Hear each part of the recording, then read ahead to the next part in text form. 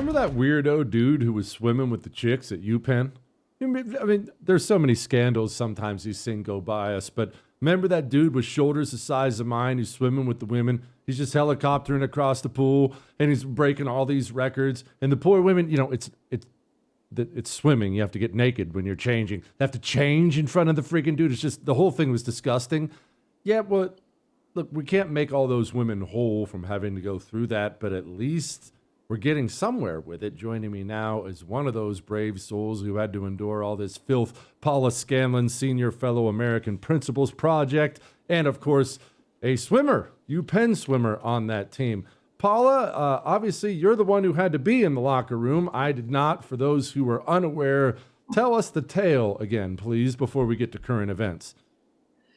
Well, that man you can see over there away from the women in that photo is my teammate, and my university, my Ivy League institution, decided that he should be in our locker room 18 times per week. And when anyone tried to bring up any concerns about whether it was unfair for him to compete against us or take our spots on the travel roster or break our records or undress in our locker room, the university quickly told us that we were bigoted and hateful. They said that if you didn't want to undress in a locker room with a 6'4" tall, fully grown man, that it was equivalent to not wanting to undress with someone based on their race in the 1960s. And they told us this is the next civil rights movement and we can't be bigots, so we have to get on board.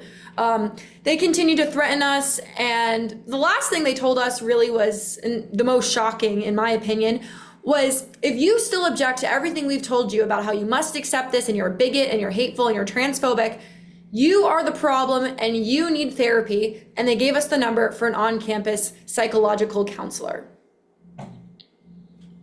Jeez.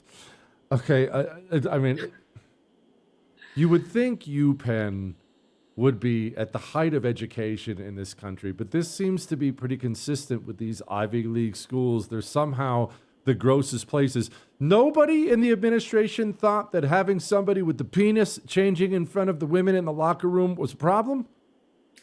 No, and that's what really showed me firsthand what is so wrong with these Ivy League institutions. Everyone says it's higher learning, you're getting the best degree in the country. I mean, I think I actually just graduated from the best indoctrination system in the entire world. Communist China would be proud of what they're doing in Ivy Leagues. In fact, I'm sure that's why they're sending so many international students over to these Ivy League institutions so that they can come away and say, we're going to get our ideas from these Ivy League institutions on what we can put into our communist country, because it is that bad. I really, not even just this issue. I mean, everything that I saw firsthand attending this Ivy League institution, it is just unbelievable what they try to push down your throat.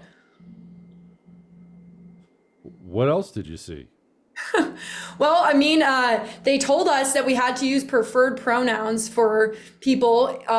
You had to introduce yourself with pronouns every single time you started a new course, no matter what department it was in. I had this one class that was algorithmic game theory, and we had to refer to the hypothetical people in the problems that weren't real with they, them pronouns. And if we didn't do that, we lost points.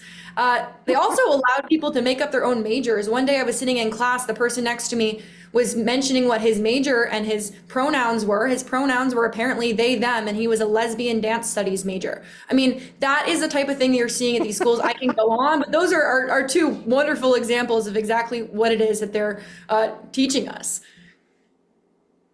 I'm so old. I'll tell you, I do respect the hustle of saying that's your major, though. I totally would have majored in lesbian dance studies. Okay, so Paula, what happened with UPenn yesterday and why?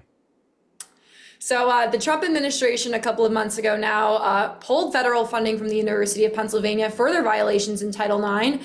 And ultimately, behind closed doors, the University of Pennsylvania went to the Trump administration and said, hey, we're actually willing to negotiate here. We're going to come to the table and talk about this.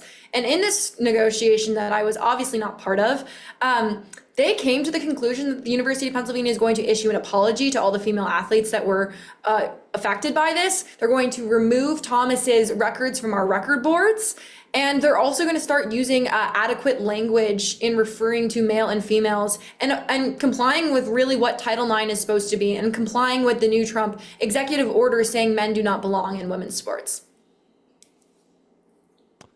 Paula, Has there been any turnover in the university itself? Don't get me wrong. I'm happy you got your apology. I'm happy they're stripping records away and things like that. But maybe I'm just old. There should be some accountability for everybody who forced a dude into the women's locker room. That used to be the kind of thing that was punishable. I hope so. I think we're still looking at, it's very early on in the situation, right? This is really just the first step. I would love to see them go through and fire people. Actually, you know what? We should bring back Donald Trump's apprentice, but instead of, the way it used to be, he should just go into these Ivy League institutions and analyze what these people are doing and who's perpetuating these problems and whose job is completely useless, because there are so many administrators that really force this on us, and they had no other goals other than indoctrinating us, other than forcing transgender ideology on us, other than forcing us to compete alongside and undress alongside a fully grown man. And so, yeah, it really is just the beginning of this, but I do know that with the Trump administration in charge, we will start to see more change. And I think I want to see more universities bend the knee and change their policies and apologize and just, again, follow common sense legislation. All right, we're changing off of this because it's kind of gross. I want to talk about the American Principles Project in New Jersey and what you're doing over there. What are you doing? Yeah, so I'm a fellow at American Principles Project, but I'm the external director at Early Vote Action, and we are working on flipping the New Jersey governorship from blue to red. And so that is something, obviously, that sounds like a big lift, but really with crazy things like the transgender stuff we were just talking about, there is a lot of traction. There are people who are tired of bad leadership. There are people who are tired of the spending being out of control in the state of New Jersey. There are people who are tired of the public school systems. There are people who are tired of being taxed so heavily. And that's really what we're tapping into. And there's so many voters that are ready for change and are embracing new leadership. Have you had any sandwiches there? I have to be honest, New Jersey, I know it's got a bad reputation. The sandwiches are amazing. Every time I go, I find a sandwich shop of some kind, and they're just dynamite. Best cheesesteak I ever had in my life was not in Philadelphia. It was in New Jersey. Interesting. I love Wawa. Wawa is a Pennsylvania, New Jersey thing. And I will say every time we go down there for something, which is many days a week, I do have to stop at a Wawa. It's a must do. Definitely some good sandwiches there. I know people talk about pork roll or things like that. I actually have never tried that. I'm from New York City, so I like a good bacon, egg, and cheese. And obviously we get that pretty good in New York, but maybe New Jersey is a rival on that. We'll have to find out. You New Yorkers are so snobby when it comes to New Jersey. I see right through you, Paula. Thank you so much. I appreciate it. I would thank you for coming to my YouTube channel, but I know how brilliant it is, and I know you love it here. So subscribe and watch. We're going to start really ramping things up and putting some funny stuff, some interesting stuff out there, some collaborations. Either way, my YouTube channel is officially the place to be. So stick around.